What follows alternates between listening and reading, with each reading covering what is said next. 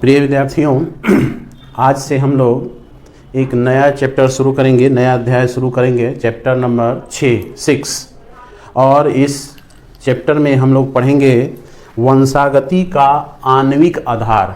आणविक आधार का मतलब कि पिछले अध्याय में हम लोग पढ़े हैं कि जो वंशागति होता है वह गुणसूत्रों के कारण होता है, यानी गुणसूत्र ही एक पीढ़ी से दूसरी पीढ़ी में गमन करते हैं, लक्षणों को अपने पेरेंट से संतानों में ले जाते हैं। लेकिन इसमें हम लोग पढ़ेंगे कि वह जो लक्षण होते हैं एक मॉलिक्यूल्स के रूप में रहते हैं, एक अणु के रूप में रहते हैं, और उस अणु का नाम है न्यूक्लिक अम्ल, उसको कहा जाता है, यानी केंद्रक अम्ल कहा जाता है। तो केंद्रक अम्ल के द्वारा एक जो लक्षण होते हैं वह आपको संतानों में पहुंचते हैं। यह केंद्रक अम्ल उनके केंद्रक में पाए जाते हैं और अम्लीय होते हैं, इसीलिए इसका नाम केंद्रक अम्ल कहा गया है, न्यूक्लिक एसिड कहा गया है। पूर्व के चैप्टर में पढ़े हैं वंशागति का जो ये है सिद्धांत और विविधता का जो सिद्धांत था, उसमें मेंडल के द्वारा दिया गया था, जो खोज किया गया है कि कोई फैक्टर होता है, मटर के पौधे को उन्होंने क्रॉस कराया लंबे और नाटे के बीच, तो कराने के बाद जो संतान उनको मिला वो उनके पेरेंट के कैरेक्टर माने कि पेरेंट के जैसा ही था। तो ये प्रूफ की हो गया कि ज़रूर इस प्लांट में या उस जीव में कुछ ऐसा फैक्टर है, कारक है, वही एक जनरेशन से दूसरे जनरेशन में जाता है। बाद में वो पता चला कि वो जीन होते हैं, तो वही जीन आनुवंशिक लक्षण होते हैं और वह एक जनरेशन से दूसरे जनरेशन में जाते हैं।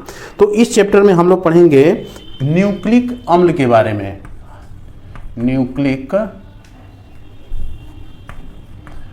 न्यूक्लिक अम्ल या इसको केंद्रक अम्ल भी कहते हैं, न्यूक्लिक एसिड्स इसको कहा जाता है, केंद्रक अम्ल कहा जाता है।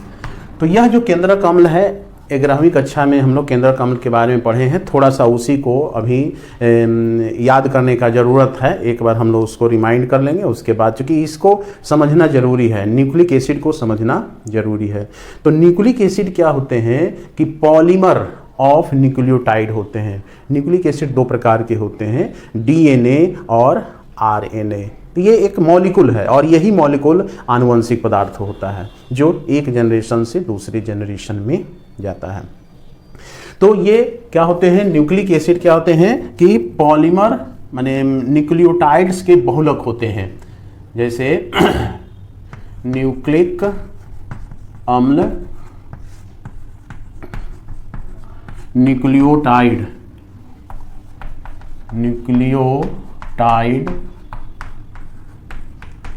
के बहुलक होते हैं, इसको न्यूक्लियोटाइड्स कहा जाता है। न्यूक्लियोटाइड्स के बहुलक होते हैं, पॉलीमर बहुलक होते हैं और उसी से ये बना होता है। तो डीएनए और आरएनए जो है एक तरह का न्यूक्लिक अम्ल है जो पॉलीमर ऑफ न्यूक्लियोटाइड होते हैं और यही आपको केंद्रक में या साइटोप्लाज्म में पाए जाते हैं। अब इसके प्रकार देखेंगे, कितने प्रकार के ये न्यूक्लिक एसिड होते हैं। तो न्यूक्लिक एसिड्स जो होते हैं दो प्रकार के होते हैं। फर्स्ट है जिसको कहा जाता है डीएनए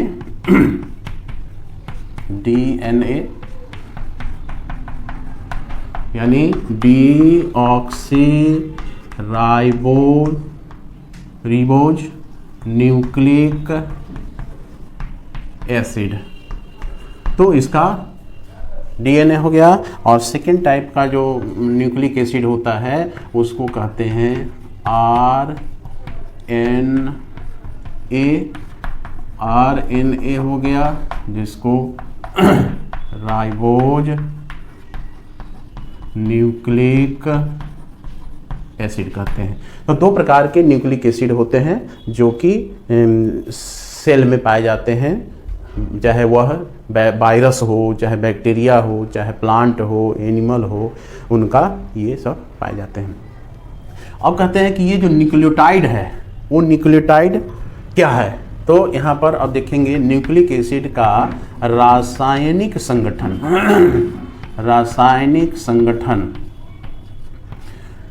तो रासायनिक संगठन में होता है कि जैसे कि एक न्यूक्लियोटाइड जो होते हैं, क्योंकि बहुत सारे न्यूक्लियोटाइड से न्यूक्लिक एसिड बनता है, तो एक न्यूक्लियोटाइड में 3 घटक 3 कंपोनेंट्स पाए जाते हैं। 3 घटक क्या क्या है, तो एक है आपको शुगर, एक शुगर का मतलब हो गया शर्करा, 5 कार्बन वाला शर्करा पाया जाएगा। उसके बाद क्या पाया जाएगा, एक पाया जाएगा नाइट्रोजनस युक्त बेस, क्षार पाया जाएगा, और तथा एक आपको फॉस्फेट रहेगा, एक फॉस्फेट रहेगा, पाए जाते हैं। तो एक न्यूक्लियोटाइड में ये 3 चीज पाए जाते हैं। अब हम लोग देखते हैं इसमें कि ये न्यूक्लियोटाइड जो होते हैं वो किस किस चीज़ से बने होते हैं। तो यहाँ पर देखिए ये जो न्यूक्लियोटाइड है वह 2 भाग में पहले डिवाइड है। एक है न्यूक्लियोसाइड्स है, और ये जो न्यूक्लियोसाइड्स है ये भी 2 कंपोनेंट से मिलकर बना होता है। एक को कहते हैं पेंटोज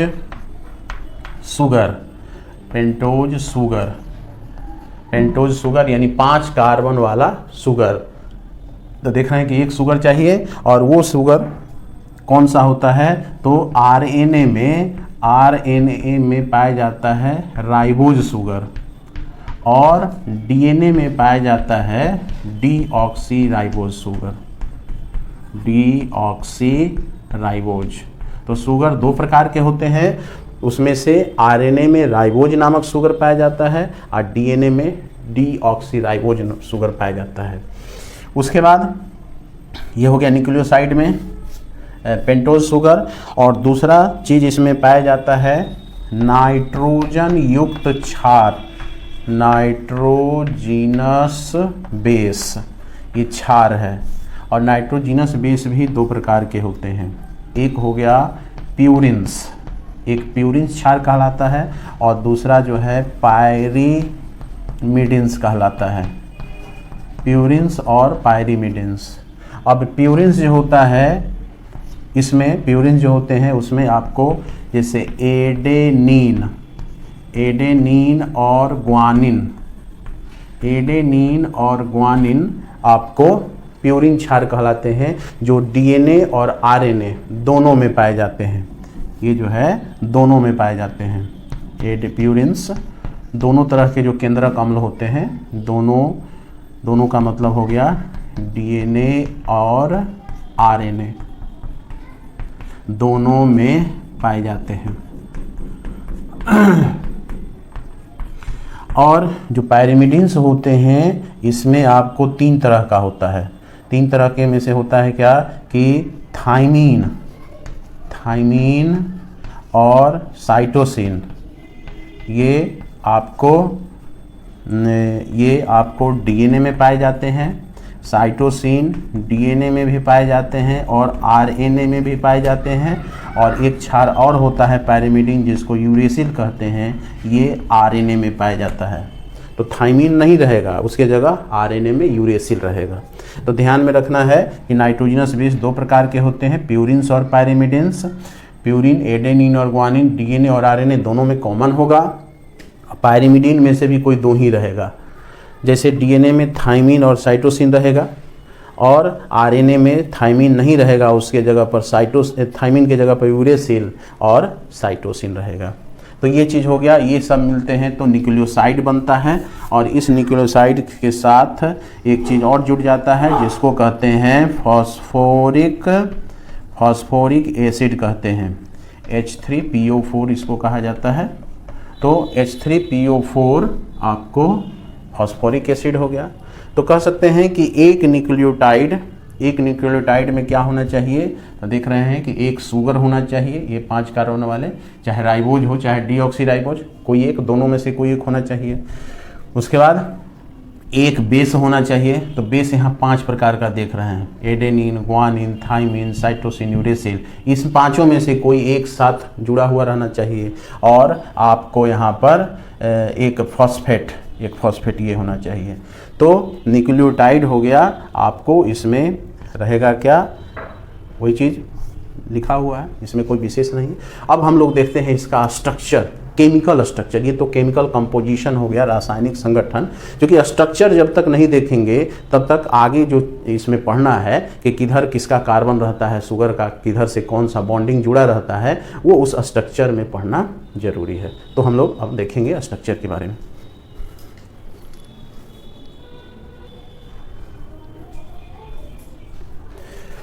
अब हम लोग देखते हैं इस जो पॉलीन्यूक्लियोटाइड चेन होता है, यानी जो न्यूक्लियोटाइड होते हैं उसकी संरचना। तो स्ट्रक्चर ऑफ पॉलीन्यूक्लियोटाइड जो होते हैं, या उसमें हम लोग देखेंगे इसकी रचना। तो सबसे पहला है भाई आपको शुगर की रचना। जो ये शुगर होते हैं, पेंटोज शुगर हो गया। तो पेंटोज शुगर कितने प्रकार का है, 2 प्रकार का है। एक है जिसका नाम है ये राइबोज शुगर है, और दूसरे का नाम है डीऑक्सी राइबोज है। तो राइबोज और डीऑक्सी राइबोज ये 2 प्रकार के शुगर हैं। अब जैसे राइबोज जो शुगर है, इसको हम लोग ऐसे स्ट्रक्चर 5 कार्बन वाला ये शुगर है। जैसे यहाँ ऑक्सीजन है, यहाँ पर एक कार्बन है, यहाँ पर दूसरा कार्बन है, यहाँ पर तीसरा कार्बन है, यहाँ जो है इसका चौथा कार्बन है, और यहाँ पर इसका 5वां कार्बन है। 5 कार्बन इसमें रहते हैं। और इसका जो फार्मूला अति हो जाएगा C5H10O5 हो जाएगा। तो ये हो जाएगा CH2OH यहाँ पर रहेगा। उसके बाद में यहाँ पर ये सब जो देख रहे हैं इस पोजीशन पर आपको रहेगा, जैसे कि ये यहाँ सब कार्बन है, ये यहाँ कार्बन है, यहाँ कार्बन है, यहाँ कार्बन है, यहाँ कार्बन है, यहाँ कार्बन, 5 कार्बन हो गया। उसी तरह से इसमें भी वही चीज़ रहेगा, थोड़ा सा अंतर आपको मिलेगा, थोड़ा सा यहाँ पर अंतर मिलेगा। अब क्या अंतर मिलेगा ये देख लेते हैं। अब यहाँ पर क्या है कि इसमें जैसे यहाँ OH है, तो यहाँ भी इस पोजीशन पर OH, यहाँ भी 1 2 3 4 और यहाँ पर 5 CH2OH। यहाँ हाइड्रोजन है, तो यहाँ भी इसमें भी हाइड्रोजन है। उसके बाद क्या है कि यहाँ पर H है, यहाँ पर OH है, यहाँ H है, यहाँ पर भी H है। तो यहाँ पर ये जो देख रहे हैं डीऑक्सी नाम पड़ा है कि दूसरे नंबर कार्बन से एक ऑक्सीजन जो है यहाँ से गायब रहता है, और इस पर जो है दूसरे नंबर पर ये हाइड्रोक्सी ग्रुप पाया जाता है। ये हो गया हाइड्रोक्सी ग्रुप, यहाँ इसमें नहीं है और बाकी सब सेम रहेगा। यानी इसमें एक ऑक्सीजन एक ऑक्सीजन कम रहेगा और उसमें क्या है, एक ऑक्सीजन ज़्यादा है। यहाँ हो गया HOH, यहाँ भी वही हो गया HOH हो गया। और उसके बाद क्या हो गया यहाँ पर, तो गिन करके देख लीजिए कितना कार्बन हो गया इसमें। राइबोज हो गया C5H10O5, इसका हो जाएगा C5H10O4 हो जाएगा, क्योंकि एक ऑक्सीजन इसमें क्या है, गायब हो गया। तो ये पेंटोज शुगर हो गया। पेंटोज शुगर के बाद आपको दूसरा है नाइट्रोजिनस बेस, जो प्यूरिन्स और पायरिमिडीन देखे हैं। तो हम लोग अब सेकेंड देखते हैं नाइट्रोजिनस बेस।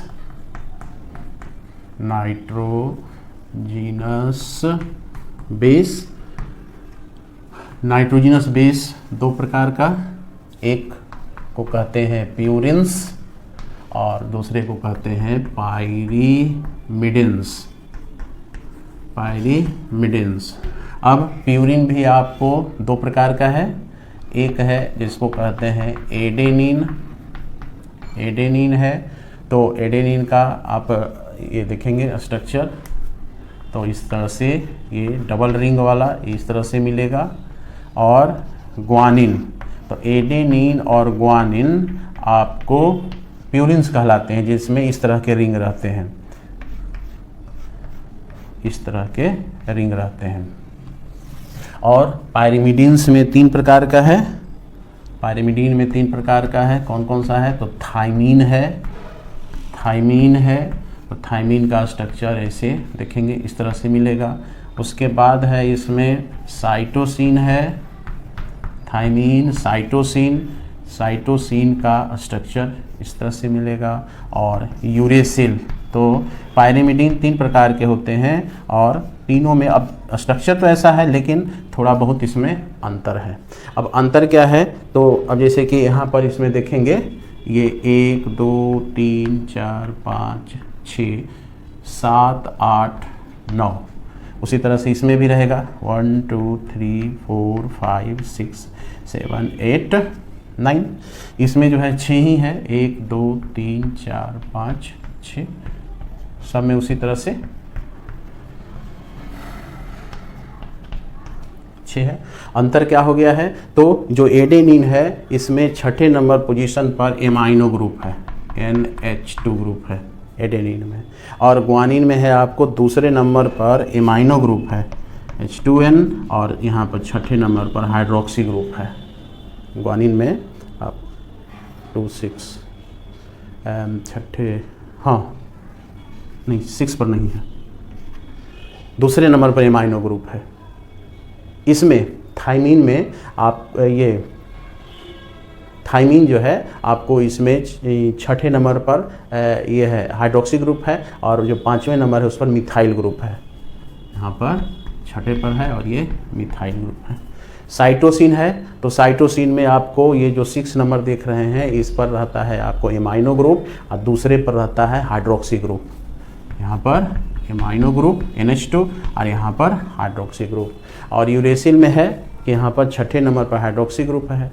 तो ये हो गया इसका स्ट्रक्चर नाइट्रोजनस बेस का। उसके बाद एक चीज़ और होता है इसमें जिसको कहते हैं फॉस्फोरिक एसिड। 3 चीज़ ना चाहिए एक न्यूक्लियोटाइड बनने के लिए, इन दोनों में से कोई एक चाहिए। उसके बाद ये 5 तरह का जो देख रहे हैं उसमें से कोई एक चाहिए। तो प्यूरिन देखिएगा 2 रिंग वाला है और पायरिमिडीन जो है वो 3 सिंगल रिंग वाला है। यहाँ पर एडेनिन है तो इसको कैपिटल A से डिनोट किया जाता है, इसको कैपिटल G से डिनोट किया जाता है। थाइमिन है तो इसको कैपिटल T से, साइटोसिन है तो कैपिटल C से, और यूरेसिल है तो U से डिनोट किया जाता है। तीसरा है इसमें फॉस्फोरिक एसिड है। फॉस्फोरिक एसिड का H3PO4 हो गया इसका फॉर्मूला। तो इसमें आपको P4 OH और ये हो गया H3PO4 हो गया फॉस्फोरिक एसिड। तो एक ये चाहिए। तो एक न्यूक्लियोटाइड बनने में इस जितना भी देख रहे हैं एक इसमें से, एक इसमें से और एक ये रहेगा, तब एक न्यूक्लियोटाइड बनेगा। अब हम लोग देखेंगे कि ये किस प्रकार से एक दूसरे से जुड़ा हुआ रहता है। क्योंकि एक न्यूक्लियोटाइड बनेगा तो आपस में बॉन्डिंग होगा, कोई ना कोई बॉन्ड तो जरूर होगा। तो कौन से बॉन्ड ऐसे होते हैं जो इसको बांधे रखते हैं, तब जा करके वो पॉलीन्यूक्लियोटाइड बनेगा। बहुत सारे न्यूक्लियोटाइड आपस में जुटेंगे।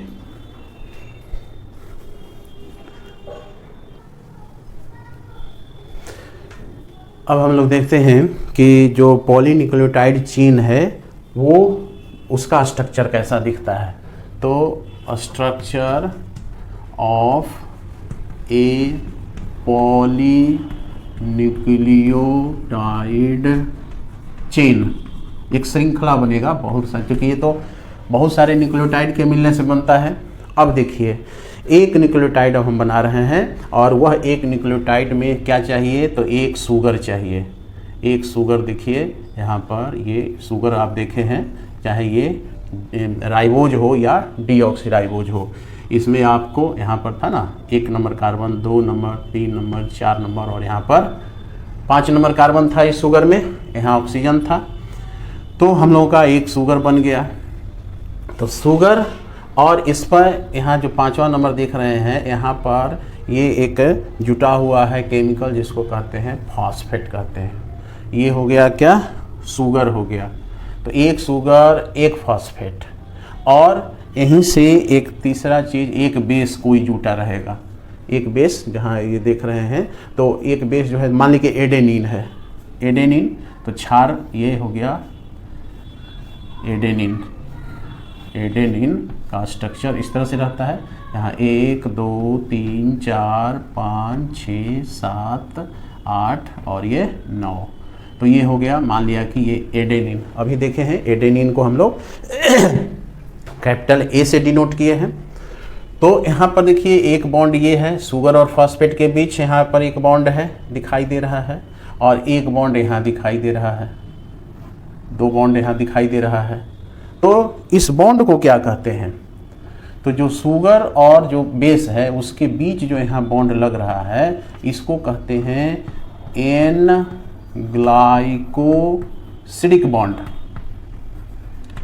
एन ग्लाइकोसिडिक बॉन्ड इसको कहा जाता है, जो शुगर और, क्योंकि बिना बॉन्ड का एक केमिकल दूसरे से नहीं जुटेगा, तो यहाँ पर ये दोनों जुट गया। उसके बाद देख रहे हैं शुगर और फॉस्फेट के बीच में है, इसको क्या कहते हैं, तो इसको फॉस्फोईस्टर बॉन्ड कहते हैं। यहाँ से यहाँ तक जो बॉन्ड जुड़ा हुआ है तो इसको कहा जाता है फॉस्फोईस्टर बॉन्ड, फॉस्फोईस्टर बॉन्ड कहा जाता है। तो हमारा ये एक न्यूक्लियोटाइड तैयार हो गया। इसका नाम है, मान लिया कि ये राइबोज शुगर है तो इसका नाम हो जाएगा AMP, राइबोज शुगर है तो यहाँ पर AMP हो जाएगा, और अगर ये डीऑक्सीराइबोज है तो यहाँ पर DAMP हो जाएगा, या DAMP, यानी एडिनोसिन मोनोफॉस्फेट। ये और ये दोनों जुटेगा तो एडिनोसिन हो जाएगा अब मोनोफॉस्फेट, एक फॉस्फेट। यहाँ देख रहे हैं DAMP, तो D का मतलब डीऑक्सीराइबोज शुगर, और डीऑक्सीराइबोज शुगर एडिनोसिन मोनोफॉस्फेट। तो इस तरह से हमारा एक न्यूक्लियोटाइड तैयार हो गया, DAMP या AMP। तो मान लिया कि RNA है तो RNA में ही हम कर लेते हैं। अच्छा चलिए, इसके बाद फिर दूसरा न्यूक्लियोटाइड हम बनाते हैं, क्योंकि ये तो एक चेन बनेगा, दूसरा न्यूक्लियोटाइड ये बन गया, ठीक। उसी तरह से यहाँ पर ये जो देख रहे हैं फॉस्फेट, फॉस्फेट भी रहेगा यहाँ पर, और यहाँ पर ये नाइट्रोजिनस बेस भी रहेगा, और नाइट्रोजिनस बेस मान लिया कि यहाँ पर हम लोग कर दिए पायरिमिडीन कर दिए, कोई पायरिमिडीन कर दिए, पायरिमिडीन यानी ये हो गया पायरिमिडीन, यहाँ पर हो गया मान लीजिए कि एडेनिन ग्वानिन हो गया प्यूरिन, तो थाइमीन, थाइमीन है यहाँ पर मान लीजिए, तो थाइमीन है, और ये यहाँ पर ये हो जाएगा शुगर हो जाएगा, तो ये एक न्यूक्लियोटाइड तैयार हो गया। तो जैसे कि इसमें देखे हैं कि ये और ये जो जुटा हुआ है एन ग्लाइकोसिडिक बॉन्ड के द्वारा, शुगर और फॉस्फेट जुटा हुआ है फॉस्फोईस्टर बॉन्ड के द्वारा, लेकिन अब ये और ये दोनों एक जुटेगा, जैसे माला हम लोग बनाएंगे तो ये मान लिया कि एक दाना हो गया, फिर ये दूसरा दाना, दोनों के बीच में एक धागा, जब तक कनेक्ट नहीं होगा तो दोनों जो है वो माला में जो दाना है वो नहीं जुट पाएगा। तो यहाँ पर ये जो है ये और ये इसके तीसरे नंबर कार्बन से और ये जुटा हुआ है, तो इसको कहते हैं अब फॉस्फोडाईस्टर बॉन्ड। 2 गो ईस्टर बॉन्ड लग रहा है तो यहाँ पर हो गया फॉस्फोडाईस्टर बॉन्ड हो गया, फॉस्फोडाईस्टर बॉन्ड हो गया। फिर उसी तरह से अब तीसरा न्यूक्लियोटाइड बना दीजिए, तीसरा न्यूक्लियोटाइड ये बन गया यहाँ पर। फिर कोई ले आ दीजिए आप प्यूरिन, तो मान लिया कि एडेनिन हो गया और ये ग्वानिन हो गया, ये हो गया, इसके साथ कनेक्टेड है, और यहाँ पर आपको फिर फॉस्फेट हो गया, तो इसका फॉस्फेट और इसका ये 3 नंबर कार्बन फिर इसी तरह से आपस में जुट जाएगा फॉस्फोडाईस्टर बॉन्ड के द्वारा, तो ये तीसरा न्यूक्लियोटाइड बन गया। तो यहाँ पर ये DNA है, थाइमीन है, तो थाइमीन है यानी ये हो गया DAMP हो गया, ये हो जाएगा न्यूक्लियोटाइड जिसको DTMP कहेंगे। यहाँ पर जो बन रहा है ये DGMP हो जाएगा, DGMP हो जाएगा, यानी ग्वाइनोसिन मोनोफॉस्फेट, ग्वाइनोसिन मोनोफॉस्फेट हो गया। उसके बाद एक और जो बचा हुआ है, 4 तरह के न्यूक्लियोटाइड मिलेंगे तब जाकर के ये चेन बनेगा, 4 तरह के न्यूक्लियोटाइड इसको मिलेगा तब। तो यहाँ पर फिर एक फॉस्फेट हो गया, फिर यहाँ पर एक शुगर बना दीजिए, ये शुगर बन गया, और यहाँ पर एक थायमिन है। अब एक साइटोसिन खाली बच गया है, तो ये आपको साइटोसिन हो गया, तो ये बन गया DCMP। देख रहे हैं इसमें भी इसी तरह से ये एक लंबा चेन बनेगा। फिर ये आगे बढ़ेगा, इसी तरह से थाउजेंड्स, लाख्स में, मिलियंस में न्यूक्लियोटाइड जुटेंगे, और जुट करके तब जा कर के एक लंबा सा पॉलीन्यूक्लियोटाइड चेन बनाएंगे ये, जिसमें यहाँ पर जो देख रहे हैं 3 नंबर हो जाएगा कार्बन, यहाँ जैसे कि 5 नंबर कार्बन है, तो यहाँ पर हाइड्रोक्सी ग्रुप रहता है जुटने के लिए। तो ये आपको हो गया क्या, बॉन्ड हो गया। कौन कौन से बॉन्ड हो गए यहाँ पर एक बार फिर से उसको रिमाइंड कर लीजिए। तो बॉन्डिंग हो गया यहाँ पर कि जैसे शुगर और बेस के बीच, शुगर और बेस के बीच कौन सा बॉन्ड लगेगा, तो यहाँ पर ये बॉन्ड लगेगा एन ग्लाइकोसिडिक बॉन्ड लगेगा। दूसरा लगेगा आपको शुगर और फॉस्फेट के बीच, शुगर और फॉस्फेट के बीच एक बॉन्ड लगेगा, जिसको बॉन्ड का नाम बताया गया है क्या, फॉस्फोईस्टर बॉन्ड लगेगा। यहाँ पर फॉस्फोईस्टर बॉन्ड लगेगा। और थर्ड है कि जैसे ये एक न्यूक्लियोटाइड हो गया DAMP और DTMP, आपस में कैसे जुड़ा रहेगा एक दूसरे से, तो यहाँ पर हो जाएगा कि बॉन्ड बिटवीन न्यूक्लियोटाइड,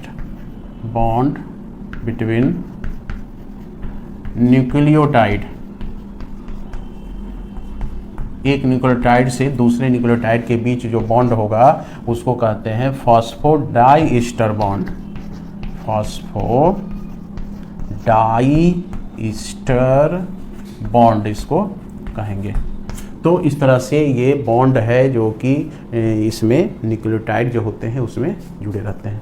अब अगर ये DNA है तो इसका एक और कम्प्लीमेंट्री इसके सामने आ जाएगा चेन, 2 चेन इसमें रहता है। जैसे कि इधर एक चेन हो गया, मानी ये जो रहेगा ना शुगर और फॉस्फेट, और यहाँ से ये जुटा थी रहेगा। जैसे कि मान ली कि एडेनिन है तो यहाँ एडेनिन रहेगा, यहाँ पर थाइमिन रहेगा, यहाँ पर ग्वानिन दिए हैं, साइटोसिन दिए हैं, मान लिया कि यहाँ साइटोसिन हो गया, इस तरह से एडेनिन हो गया, तो ये एक चेन बन गया। सिंपल में देखें तो ये RNA में इस तरह से होगा, केवल यहाँ पर T नहीं रहेगा RNA में, उसके जगह U रहेगा। और DNA जब रहेगा तो एक इसका कॉम्प्लीमेंट्री भी रहेगा इधर से, जैसे एडेनिन है तो इसके सामने थाइमिन रहेगा, थाइमिन है तो इसके सामने एडेनिन रहेगा, ग्वानिन है तो इसके सामने साइटोसिन रहेगा, साइटोसिन है तो इसके सामने ग्वानिन रहेगा, साइटोसिन है तो इसके सामने ग्वानिन रहेगा, एडेनिन है तो थाइमिन रहेगा। तो DNA में इस तरह का ये चेन रहता है, और ये आपस में भी ज्वाइंट रहेगा। जैसे एडेनिन थाइमिन है तो हाइड्रोजन बॉन्ड डबल हो गया, यहाँ पर हाइड्रोजन बॉन्ड, यहाँ ट्रिपल हाइड्रोजन बॉन्ड साइटोसिन और ग्वानिन के बीच, यहाँ डबल है। तो DNA में इस तरह से रहेगा।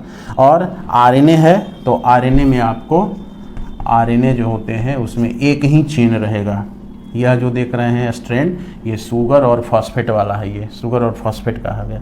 और यहीं पर एडेनिन रहेगा, यहाँ पर थाइमिन नहीं रहेगा, थाइमिन के जगह पर यूरेसिल आ जाएगा। यहाँ ग्वानिन देख रहे हैं तो ये ग्वानिन रहेगा, यहाँ पर साइटोसिन है, साइटोसिन रहेगा, यहाँ भी साइटोसिन है रहेगा, एडेनिन रहेगा। तो इसी तरह से ये आपको RNA में एक ही पॉलीन्यूक्लियोटाइड का चेन रहेगा, और DNA में दो पॉलीन्यूक्लियोटाइड का चेन रहेगा और आपस में जॉइंट रहेगा।